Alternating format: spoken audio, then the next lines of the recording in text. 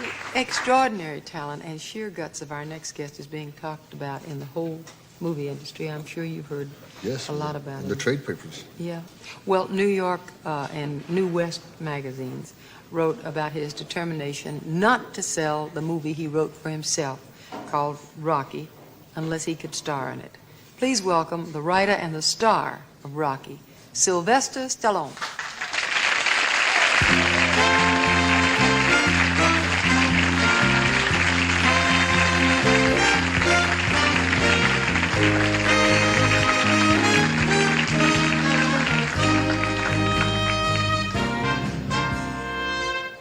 So wonderful in that movie. Well, thank you. Thank you very much. Really an incredible movie because it starts out so simply and it's gentle.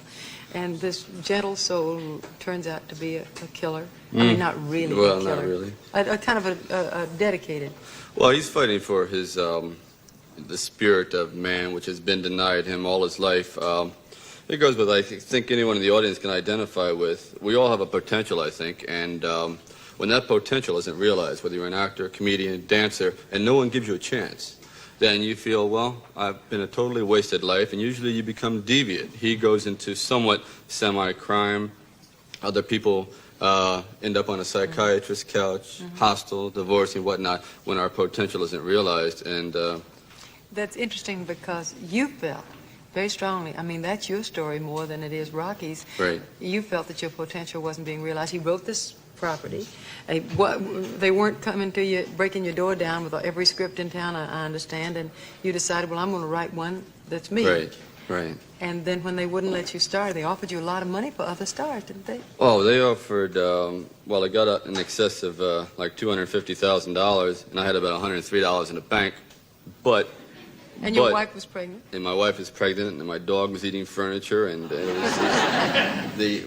was desperate times. So I asked my wife if, I said, if you don't mind taking a long shot, like just ended up in the backyard grazing or something, because we don't have any money left, I'll go ahead and see if we can tangle with the power structure a little bit. And you did? Well, yeah, you have nothing to lose when you have nothing to lose. Now, I tell you, I want to talk to you a lot of it, but first I want them to see a clip. All right. Do you know which segment of the movie we have? Yeah. I've always been really fascinated by going into like a pet shop or any type of shop, and I see a woman there who no one has ever taken any concern of. And this girl, her name is Adrian. Rocky is kind of a loser. She is kind of a loser, and it's together. Two losers are brought together. Now, he has been desperately trying to get a date with her, and he's finally gotten a date with her. And he gets her up to his apartment, which is like, I'd say, a living accident. It is the worst. It is disgusting. Terrible place. And he raises turtles, and that's all he has in his life. Turtles and garbage. Total. So he brings her to this place. And a punching bag. And a few Hershey bars, and that's about it. And he brings her in. And this is her nervousness in trying to leave and him desperately wanting her to stay. And the rest, I hope, is history. This is Talia Shire. This is Talia Shire, right. She was in The Godfather. In The Godfather, right. She's even better in this. Please, take a look at this clip from Rocky. The room, do you? It's fine. Well, it's only temporary, you know. It's not that.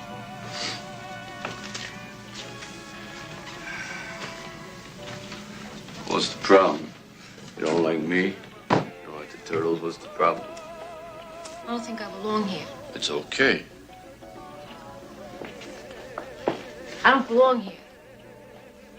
Well, you know, it's okay, because you're my guest. You know? I don't know you well enough. I've never been in a man's apartment alone. Well, they're all the same, you know.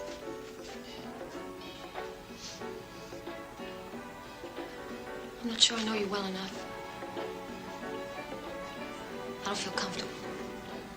Yo, Adrian, you know, I ain't so comfortable either. I should go.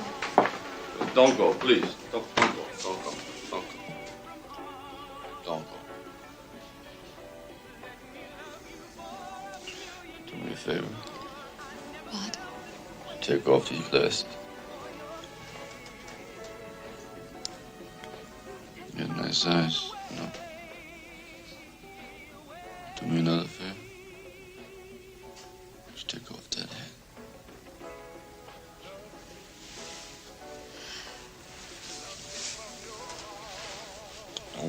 was pretty. Don't tease me. Not teasing.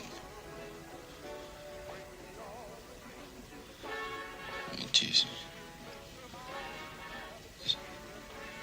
I want to kiss you. You don't have to kiss me back if you don't want. I want to kiss you.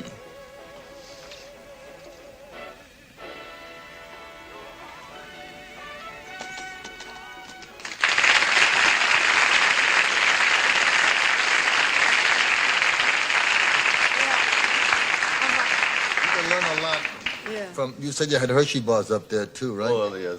But just goes to prove Hershey bars aren't doing as much in '76 as they did in World War II. No, but you know what happens before that and after that. This very shy person and this man who obviously has never had any kind of Right. relationship is really so touching.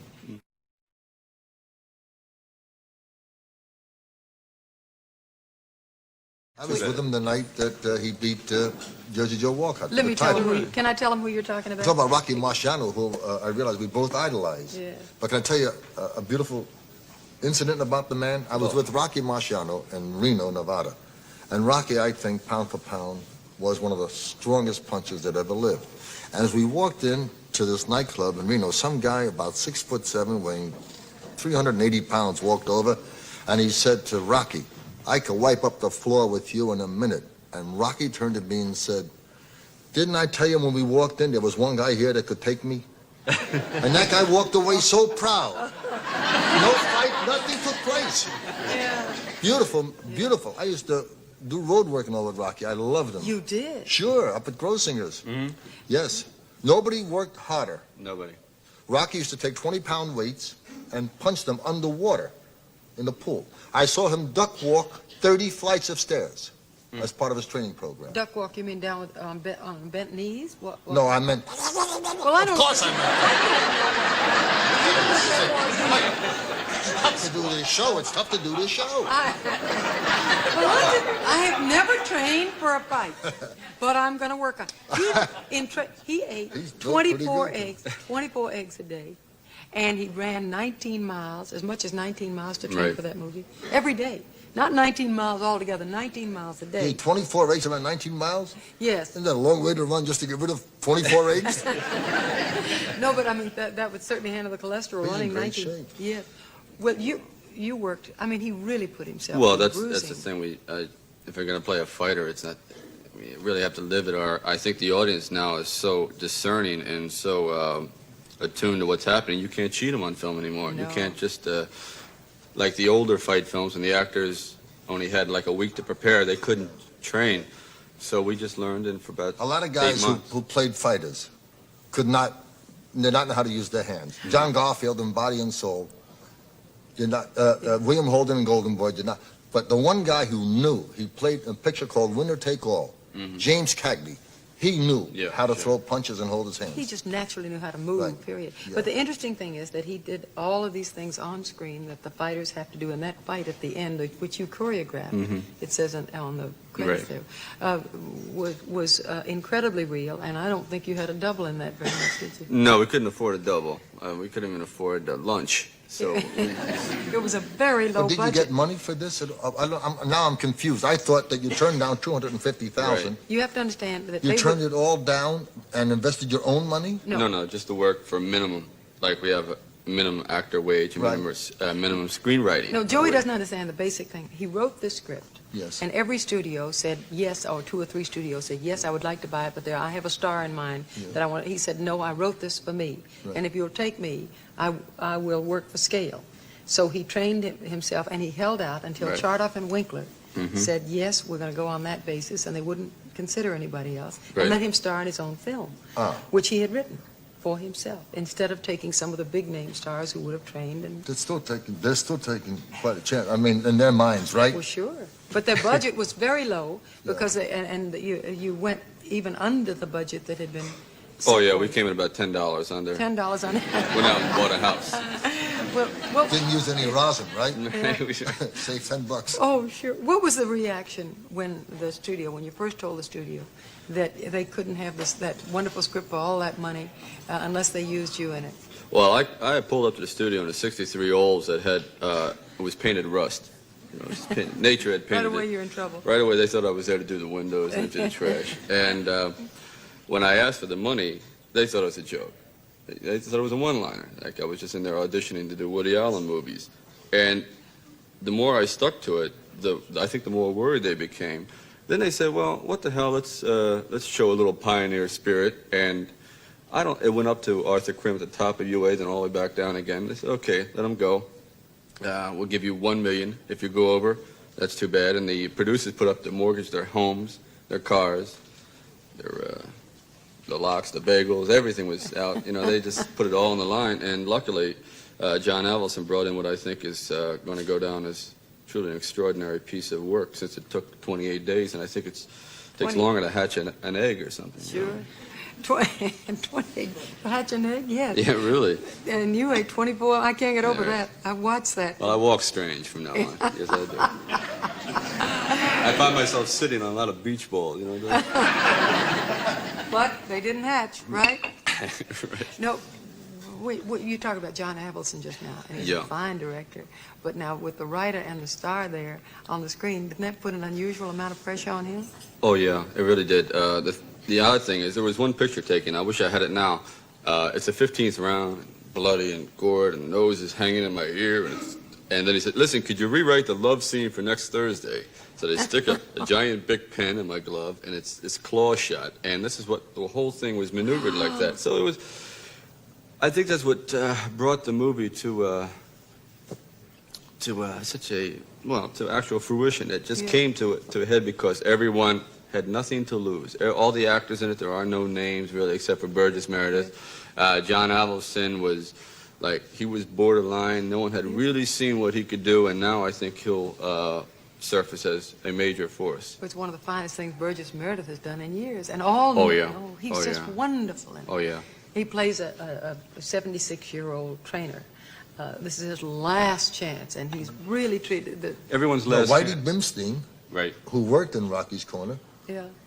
is now almost that age, and he still is down at the Olympic boxing arena. Now, there are two things that just brought up two things that we didn't mention before. That Rocky in the movie, his idol, Rocky Marciano, has a picture over the mirror, and he stands there, and the stance is exquisite. But the gym scenes that you had were so authentic. Were you a boxer before? Had you worked out? No, I just always had an overly aggressive mouth. Oh, and that didn't take you into gyms or out of them. No, but it sure kept me in supply of fisticuffs and backyard pugilism and all that. But this drab, noisy place. It's the noisiest place. If you've never been in the gym, it's a whole other world, right, Joe? You go into a trance. It's the bags and the pounding, and that's just what I always felt was missing from other fight films. So we incorporated that. And there was one scene. Rocky Marciano's manager, at times, when Rocky would say, "Listen, I'm a little tired, but haul off and hit him right in the jaw." Bang. You treat him like a young caveman. And I said, "Let's do that in the movie. That'll look great." So he's tying a string between my feet, so I carry my body just so, and I say, "Okay, Burgess, during this point, you just haul off and smack me right here. Don't miss, on the chin, okay, because you're really fragile." Hauls off, hits the earlobe, right? All this, I don't know, potatoes come out, whatever comes out of your ear. Yeah. Then he hauls off, hits me in the nose. Third take, he's knocking me out. I'm playing the fighter, and Burgess, Yeah, he's not very tall. I'm a 5'10" blood clot by now. I said, "All right, times. I tell you what, we'll do the red shoes. I mean, forget it." Yeah. So we decided not to go with Burgess's punch to the ear for the sake of my health. Yeah. Really. Did you know Rocky had a back problem all of his life? Did you know that? No. Yeah. Al Wilde, who handled Rocky. Yeah, Rocky had, and not many people knew about it. And that's really the reason, his main reason for retiring Was because on of account of his back. And he's the first man in the history of boxing in the heavyweight division who ever won the title without having been previously defeated. Mm-hmm. Tunney was defeated by Greb. Dempsey was defeated. That's right. Joe Louis was defeated by Schmeling in an untitled fight. He was the first one. Record, I think, was 49 fights, 45 knockouts, 4 draws. Right. 4 decisions. Right. Tell me, did you ever think about doing the Rocky Marciano story? Well, I couldn't take the liberties with it. This man's story is much more pathetic than Rocky. Rocky was, I think, much more well-adjusted. A fighter from the beginning, really. Right. And this man really was just a bum. Well, Rocky was he was a baseball player, then became a fighter. He was a catcher, a great athlete, Right. by the way. Right. Yes. I heard an interesting story about your mother, and I don't know if many people know this. His mother... His mother beat Joe Louis in a No, three-rounder in no. Cleveland, Ohio. I was there, April the 14th, 1951. No, that was Split Sylvia decision. Bruce. That was Sylvia Bruce. Sylvia Fries. Now, no, the thing is, his mother said, well, she's an astrologist. Isn't she an amateur astrologist? No, well, What did she say? she gets paid, so I guess you could say she's Oh, a professional. she's a on it, professional. And she read your stars or something? What did she say? Yeah, it was about 8 years ago when I was just starting out in acting, and I said, how am I going to do, Ma? And she says, no one will talk to you for 6 years. She said that? So I said, what do I do? Just disconnect the phone, nail the door shut, and get a job as a zookeeper. I didn't know what to do. But she says, you will be a writer. Now, up in this time, I had made it. I was a real success at not being able to spell my name hardly. I was a terrible writer. No, Terrible. When they would say diagram a sentence, I had no idea. I thought it was filthy when diagrams. What do they mean, you know? I'm serious. So what happened? I went to see Easy Rider, and I was really down and out. And I said, well, here's a movie that made $35 million, and since I'm doing nothing for the next 6 years, why don't I just go out and invest in a pad and pencil?